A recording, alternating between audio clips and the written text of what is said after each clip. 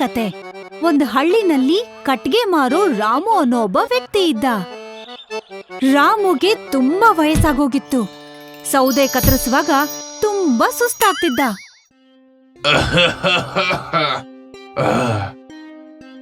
ತಗೋರಾದ ಕಟ್ಗೆಯನ್ನ ಒಳಗಡೆ ಇಡು.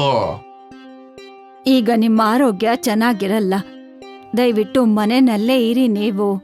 ಬೋಲಂಗೆ ಕಟ್ಗೆ ಕತ್ತರಿಸೋದಕ್ಕೆ ಹೇಳಿ. ಅವನು ಇಡೀ ದಿನ ಹಳ್ಳಿನಲ್ಲಿ ಅಲ್ಲಿ ಇಲ್ಲಿ ತಿರುಗ್ತಿರ್ತಾನೆ. ಅರೆ, ಇವಾಗ ಅವನ್ ವಯಸ್ಸಲ್ವಾ, ಎಲ್ಲಾ ಕಡೆ ತಿರ್ಗಾಡ್ಕೊಂಡಿರ್ತಾನೆ. ನಾನು ವಯಸ್ಸಲ್ಲಿದ್ದಾಗ ನಾನು ಕೂಡ ಒಂಥರಾನೇ ತಿರ್ಗಾಡ್ತಿದ್ದೆ. ಒಂದಿನ ರಾಮು ಆರೋಗ್ಯ ತುಂಬಾ ಹಾಳಾಗೋಯ್ತು. ಆಗ ಅವನು ತನ್ನ ಮಗ ಬೋಲಾನ ತನ್ನ ಹತ್ರ ಕರೀತಾನೆ. ಬೋಲಾ ಬೋಲಾ, ಇವಾಗ ನಾನ್ ಜಾಸ್ತಿ ದಿನ ಜೀವಂತವಾಗಿರಲ್ಲ. ಇನ್ ಮುಂದೆ ನಮ್ ಮನೆ ಜವಾಬ್ದಾರಿ ನಿನ್ ಹೆಗಲ್ ಮೇಲೆ ಇರುತ್ತೆ. ಇವತ್ ನಾನ್ ನಿನ್ಗೆ ಮಾಯವಾದಿ ಕೊಡಲಿ ಕೊಡ್ತೀನಿ. ಮಾಯವಾದಿ ಕೊಡಲಿನ? ಹೌದು ಮಗನೇ, ಈ ವಿಷಯ ನೀನ್ ಹುಟ್ಟೋಕ್ಕಿಂತ ಮುಂಚೆ ಆಗಿರೋದು. ಅವಾಗ ನೀನ್ ನಿಮ್ ತಾಯಿ ಹೊಟ್ಟೆಯಲ್ಲಿದ್ದೆ. ಒಂದಿನ ನಾನ್ ಮರ ಹತ್ಕೊಂಡು ಅದನ್ನ ಕಡಿತಿದ್ದೆ. ಅವಾಗ ಕೊಡ್ಲೆ ನನ್ ಕೈಯಿಂದ ಜಾರ್ಬಿಟ್ಟು ನದಿಯಲ್ಲಿ ಬಿದ್ಬಿಡ್ತು. ಅಯ್ಯೋ ದೇವ್ರೆ, ಇಷ್ಟೊಂದು ಆಳವಾದ ನದಿಯಿಂದ ನಾನೀಗ ಕೊಡ್ಲೆನ ಹೇಗ್ ತಗೊಂಡ್ ಬರ್ಲಿ? ನನ್ ಹೆಂಡತಿ ಗರ್ಭಿಣಿ. ಈ ಕೊಡಲಿ ಇವಾಗ ಸಿಗದೆ ಹೋದ್ರೆ ನಾನ್ ನನ್ ಕುಟುಂಬನ ಹೇಗ್ ಸಾಕ್ಲಿ? ಹೇ ಮಾನವ, ನೀನು ಏಕೆ ಅಳುತ್ತಿರುವೆ? ನನ್ನ ಕೊಡಲಿ ನದಿಯಲ್ಲಿ ಬಿದ್ಬಿಡ್ತು. ನಾನು ಈಗಲೇ ನಿನ್ನ ಕೊಡಲಿಯನ್ನು ತಂದು ಕೊಡುತ್ತೇನೆ. ದೇವಿ ನದಿ ಒಳಗಡೆ ಹೋದ್ರು, ಮತ್ತೆ ಚಿನ್ನದ ಕೊಡಲಿಯನ್ನ ತಗೊಂಡ್ಬಂದ್ರು. ಇಲ್ಲಿ ನೋಡು, ಇದೇ ಏನು ನಿನ್ನ ಕೊಡಲಿ? ಅಲ್ಲ, ನನ್ನ ಕೊಡಲಿ ಕಬ್ಣದ್ದಾಗಿತ್ತು. ದೇವಿ ಮತ್ತೆ ನದಿ ಒಳಕ್ ಹೋದ್ರು. ಆಮೇಲೆ ಅವರು ನನ್ಗೆ ನನ್ ಕಬ್ಬಿಣದ ಕೊಡಲಿಯನ್ನ ಮತ್ತೆ ತಂದ್ಕೊಟ್ರು. ನಾನು ಆ ಕೊಡ್ಲಿಯಿಂದ ಮರನ ಕಡ್ದಾಗ ಆ ಮರನೇ ಚಿನ್ನದಾಗ್ಬಿಡ್ತು. ನಾನು ಈ ಚಿನ್ನದ ಕೊಡಲಿಯನ್ನ ಬರೀ ಕಷ್ಟದ ಸಮಯದಲ್ಲಿ ಮಾತ್ರ ಉಪಯೋಗ ಮಾಡಿದ್ದು. ಈಗ ಇದು ನಿನ್ನ ಆಸ್ತಿ ಆಗಿದೆ. ನೀನು ಕೂಡ ಇದನ್ನ ಅನಾವಶ್ಯಕವಾಗಿ ಉಪಯೋಗ ಮಾಡಬೇಡ. ಸಾಧಾರಣ ಕೊಡಲಿಯನ್ನ ಉಪಯೋಗಿಸಿ ನಿಯತ್ತಿಂದ ದುಡಿ. ಕಷ್ಟದ ಸಮಯದಲ್ಲಿ ಮಾತ್ರ ಈ ಚಿನ್ನದ ಕೊಡಲಿಯನ್ನ ಉಪಯೋಗ ಮಾಡ್ಕೋ. ಸ್ವಲ್ಪ ದಿನದ ನಂತರ ರಾಮು ತನ್ನ ಜೀವನ ಬಿಟ್ಬಿಡ್ತಾನೆ. ಬೋಲಾ ತನ್ನ ತಂದೆ ಹೇಳಿದ ದಾರಿಯಲ್ಲೇ ನಡೀತಾ ಕಷ್ಟಪಟ್ಟು ಕಟ್ಗೆ ಕತ್ತರಿಸಿ ತನ್ನ ಜೀವನ ಸಾಗಿಸ್ತಾ ಇರ್ತಾನೆ.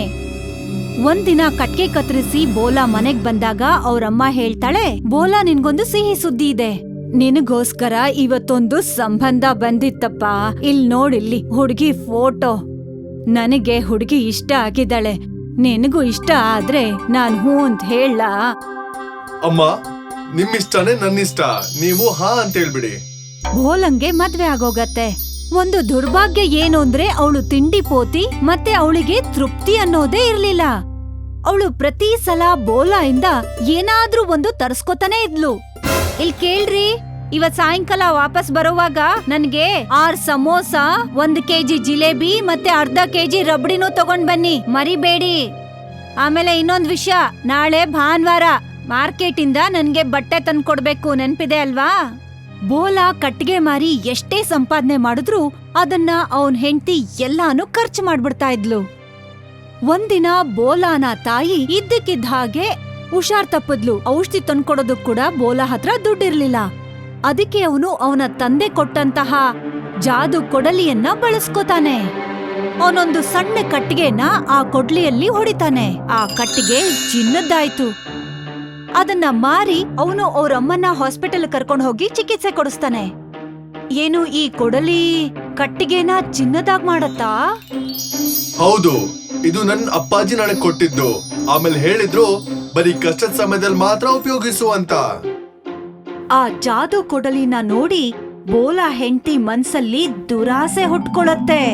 ಮತ್ತೆ ಯೋಚಿಸ್ತಾಳೆ, ಈ ಕೊಡಲಿನ ಬಳಸ್ಕೊಂಡು ಈ ಊರಲ್ಲೇ ನಾನು ದೊಡ್ಡ ಶ್ರೀಮಂತೆ ಆಗ್ಬೋದು. ನನ್ ಗಂಡ ಅಂತೂ ದೊಡ್ಡ ಮುಟ್ಟಾಳ. ಅವನಿಗೆ ಯಾವ ವಸ್ತುನ ಹೇಗ್ ಬಳಸ್ಕೋಬೇಕು ಅನ್ನೋದು ಕೂಡ ಗೊತ್ತಿಲ್ಲ. ಸ್ವಲ್ಪ ದಿನಕ್ಕೋಸ್ಕರ ಇವನನ್ನ ಮನೆಯಿಂದ ಹೊರ ಕಳಿಸ್ಬೇಕು. ಅವನಿಲ್ಲೇ ಇದ್ರೆ ಈ ಜಾದು ಕೊಡಲಿನ ಬಳಸ್ಕೊಳ್ಳೋದಿಕ್ಕೆ ಬಿಡೋದಿಲ್ಲ. ಮಾರನೇ ದಿನ ಬೋಲಾ ಬೆಳಗ್ಗೆ ಎದ್ದಾಗ ಅವನ್ ಹೆಂಡತಿ ಅವನ ಹತ್ರ ಹೇಳ್ತಾಳೆ, ಏನು ಅಂದ್ರೆ ನನ್ ತವ್ರ ಮನೆಯಲ್ಲಿ ಭತ್ತ ಕೊಯ್ದಿದ್ದಾರೆ, ಹೋಗಿ ಹೋಗಿ ಸ್ವಲ್ಪ ಭತ್ತ ತಗೊಂಡ್ ಬನ್ನಿ, ಮತ್ತೆ 2-3 ದಿನನಾದ್ರೂ ಅಲ್ಲಿ ಇದ್ಬಿಟ್ ಬನ್ನಿ. ನೀವು ಮದ್ವೆ ಆದಾಗಿಂದ ಒಂದಿನನೂ ಅಲ್ಲಿ ಉಳ್ಕೊಂಡಿಲ್ಲ. ಬೋಲಾ ಮನೆಯಿಂದ ಹೋದ್ ಕೂಡ್ಲೆ ಅವನ್ ಹೆಂಡತಿ ಆ ಜಾದು ಕೊಡಲಿನ ತಗೊಂಡು ಕಾಡಿಗೆ ಹೋಗ್ತಾಳೆ. ಇವತ್ತು ನಾನು ಒಂದೇ ದಿನದಲ್ಲಿ ದೊಡ್ಡ ಶ್ರೀಮಂತೆ ಆಗ್ಬಿಡ್ತೀನಿ. ಬೋಲಾ ಹೆಂಡತಿ ಕಾಡಲ್ಲಿರೋ ಪ್ರತಿಯೊಂದು ಮರನೂ ಕೂಡ ಆ ಜಾದು ಕೊಡ್ಲಿಯಿಂದ ಎಲ್ಲಾ ಮರನೂ ಚಿನ್ನ ಆಗೋ ಹಾಗೆ ಮಾಡ್ತಾಳೆ. ಮರಗಳಿಂದ ಆಕ್ಸಿಜನ್ ಹೊರಗ್ ಬರತ್ತೆ ಅಂತ ಹೇಳ್ತಾರೆ. ಯಾವಾಗ ಎಲ್ಲಾ ಮರಗಳು ಚಿನ್ನ ಆಗೋಗತ್ತೋ ಆಗ ಆಕ್ಸಿಜನ್ ಹೊರಗ್ ಬರೋದು ನಿಂತು ಹೋಗತ್ತೆ. ಆಕ್ಸಿಜನ್ ಕಮ್ಮಿ ಆಗಿದ ಕಾರಣ ಪ್ರಾಣಿ ಪಕ್ಷಿಗಳಿಗೆ ಉಸಿರಾಡೋದಕ್ಕಾಗಲ್ಲ, ಒಂದೊಂದಾಗಿ ಸತ್ತೋಗೋಕ್ ಶುರುವಾಗತ್ತೆ. ಸ್ವಲ್ಪ ಹೊತ್ತಿನ ನಂತರ ಮನುಷ್ಯರಿಗೂ ಕೂಡ ಉಸಿರು ಕಟ್ಟೋಕ್ ಶುರುವಾಗತ್ತೆ. ಸ್ವಲ್ಪ ದಿನಗಳ ನಂತರ ಬೋಲಾ ಯಾವಾಗ ವಾಪಸ್ ಹಳ್ಳಿಗ್ ಬರ್ತಾನೋ ಆಗ ಅವನು ನೋಡ್ತಾನೆ ಜನಗಳು ಊರ್ ಬಿಟ್ಟು ಹೋಗೋಕ್ ಶುರು ಮಾಡಿರ್ತಾರೆ. ಮತ್ತೆ ತುಂಬಾ ಜನಗಳ ಆರೋಗ್ಯ ಕೂಡ ಹಾಳಾಗೋಗಿರತ್ತೆ. ಏನಾಯ್ತು ತಾತ? ಇದೆಲ್ಲ ನಿನ್ ಹೆಂಡತಿಯಿಂದನೇ ಆಗಿರೋದು. ಅವಳ ಹತ್ರ ಯಾವ್ದೋ ಒಂದು ಕೊಡ್ಲಿ ಇದೆ, ಅದ್ರಿಂದ ಅವಳು ಎಲ್ಲವನ್ನ ಚಿನ್ನ ಮಾಡ್ಬಿಟ್ಟಿದ್ದಾಳೆ. ಆಕ್ಸಿಜನ್ ಇಲ್ದೆ ಜನರಿಗೆ ಹುಷಾರ್ ತಪ್ತಿದೆ. ಬೋಲಾ ಆ ಕೂಡ್ಲೆ ಅಲ್ಲಿಂದ ಮನೆಗೆ ಓಡ್ ಹೋಗ್ತಾನೆ. ಅಲ್ಲಿ ಹೋಗಿ ನೋಡಿದ್ರೆ ತನ್ನ ಹೆಂಡತಿ ತುಂಬಾ ಕೆಟ್ಟ ಪರಿಸ್ಥಿತಿನಲ್ಲಿ ಕೆಳಗ್ ಬಿದ್ದಿರ್ತಾಳೆ, ಮೂರ್ಛೆ ಕೂಡ ಹೋಗಿರ್ತಾಳೆ. ಇದ್ ನೀನ್ ಏನ್ ಮಾಡ್ಬಿಟ್ಟೆ ರೇಖಾ? ನಿನ್ ಆಸೆಗೋಸ್ಕರ ಎಲ್ಲಾ ಮರಗಳನ್ನ ಚಿನ್ನದ್ ಮಾಡ್ಬಿಟ್ಯಾ? ದಯವಿಟ್ಟು ನನ್ನ ಕ್ಷಮಿಸ್ಬಿಡಿ. ನನ್ನ ದುರಾಸೆನಲ್ಲಿ ನಾನು ಕುರುಡಿ ಆಗಿ ಹೋಗಿದ್ದೆ. ನಾನು ನನ್ನ ಜೀವನದ ಜೊತೆಗೆ ಈ ಹಳ್ಳಿ ಜನಗಳ ಜೀವನಾನು ಅಪಾಯದಲ್ಲಿ ಸಿಕ್ಕಾಕ್ಸಿದ್ದೀನಿ. ಬೋಲಾ ಆ ಜಾದು ಕೊಡ್ಲಿನ ತಗೊಂಡು ನದಿ ತೀರಕ್ ಹೋಗ್ತಾನೆ ಮತ್ತೆ ಪ್ರಾರ್ಥನೆ ಮಾಡ್ಕೋತಾನೆ, ಹೇ ನದಿಯ ದೇವಿ, ನಮ್ ಊರ್ನವರನ್ನ ಕಾಪಾಡು, ಇಲ್ಲಾದ್ರೆ ಊರ್ನವರು ಆಕ್ಸಿಜನ್ ಇಲ್ದೆ ಸತ್ತೋಗ್ಬಿಡ್ತಾರೆ. ನದಿ ದೇವಿ ಹೊರಗ್ ಬರ್ತಾಳೆ. ಅಲ್ಲಿದ್ದ ಚಿನ್ನದ ಮರಗಳನ್ನೆಲ್ಲಾನು ಕೂಡ ಮತ್ತೆ ಹಸಿರು ಮರಗಳನ್ನಾಗಿ ಮಾಡ್ತಾಳೆ. ಮತ್ತೆ ಬೋಲಾ ಇಂದ ಆ ಜಾದು ಕೊಡಲಿನ ತಗೊಂಡು ಮತ್ತೆ ನದಿ ಒಳಗಡೆ ಹೊರಟೋಗ್ತಾಳೆ. ಸ್ನೇಹಿತರೆ, ನಮ್ಮ ಸ್ವಾರ್ಥಕ್ಕೋಸ್ಕರ ನಾವು ಪ್ರಕೃತಿಯನ್ನ ಯಾವತ್ತಿಗೂ ನಾಶ ಮಾಡಬಾರ್ದು. ಪ್ರಕೃತಿಯಿಂದ ನಮಗ್ ಸಿಗ್ಬೇಕಾಗಿರೋದಕ್ಕಿಂತ ಇನ್ನು ಹೆಚ್ಚಿಂದನ ನಾವು ಕಿತ್ಕೊಂಡ್ರೆ ನಮ್ ಕಾಲ್ ಮೇಲೆ ನಾವೇ ಕಲ್ಲು ಎತ್ತಾಕೊಂಡ ಹಾಗೆ. ಅರ್ಥ ಆಯ್ತಲ್ವಾ?